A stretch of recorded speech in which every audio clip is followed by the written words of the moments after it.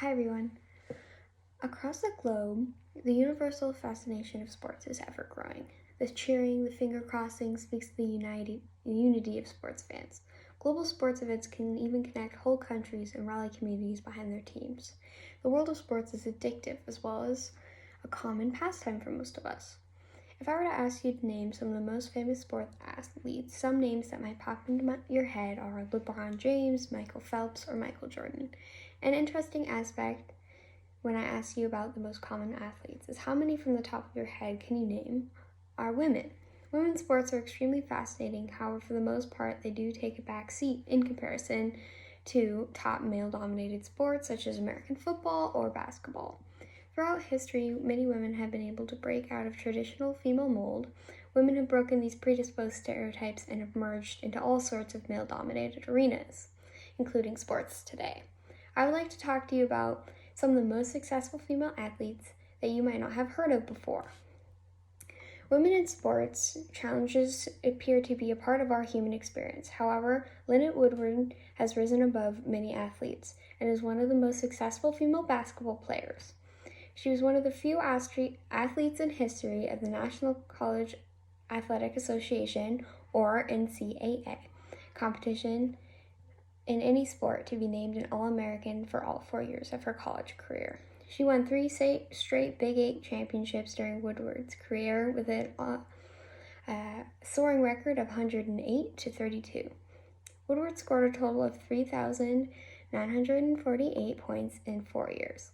Some of her achievements and records still stand unchallenged today. Her achievements are extremely important for women's basketball and even more important for the success of women chasing records within the NWNA and NCAA. Betty Stanford Coe is another extremely successful athlete. She is a world-renowned golfer and has become a member of the 3 Halls of Fame: the Edmonton Sports Hall of Fame, the Golf Canada Hall of Fame, and the Edmonton Sports Hall of Fame, in both the Edmonton and Alberta halls. She was ranked as Canada's top woman golfer in 1974 and in 1976. Betty Stanford Coe sat at the forefront during a time where it was hard to succeed as being a female athlete. According to a 2018 study from the Women's Sports Foundation report, 39% of high school girls do not participate in any sport. In comparison, only 26.8% of high school girls participate in 2 sports or more, whereas in comparison, 46.6% of high school schoolboys exercise in 2 or more sports simultaneously. This statistic is very important because though Betty Stanford Coe represented a great achievement for the sex of women in new sports, the new generation of female athletes entering the professional world of sport is significantly lower than that of men. The professional world of sport is lower than men. Toni Stone is the first woman to play professional basketball on an all-men's African-American team, breaking these barriers that were never previously seen in the world of professional baseball. She joined the World Hall of Fame. She's joined the World Hall of Fame and said alongside 135 other extraordinary female athletes. According to A.J. Richard, playing with the boys, she began her career in San Francisco Sea Lions in 1949, the New Orleans Creoles in 1949 through 1952.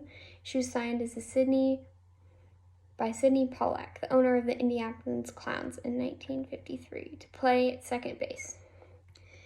In 1953 season, Stone appeared in 50 games and hit a .433 record. Many people all over the world realize the importance of her impact in sports, as well as sports in everyday life. Women such as Lynette Woodward, Betty Stanford Coe, and Toni Stone, who have achieved extraordinary success in sports, have made history and are an inspiration to women across the globe. Their success has brought the topic of female athletes to the global stage, and even though female sports are still not recognized or publicized and receive less funding, they still have pushed through these boundaries. Overall, when you turn on the TV screen, there's a high probability that the sports game will be on one of those channels. Unless it's a special sports channel that features female sports, for the most part you will likely see men playing the relevant sport event. Even today, women in sports are not portrayed in the same light as their male counterparts. There are an unequal amount of sports ads that feature men most of the time. Gender in sports is a contemporary issue that is relevant to all those involved in sports culture. And though things are improving, it is even more important for sports fans to branch out and support women's sports, which is why I think it is important to start learning about other athletes that you might not be familiar with. Thank you.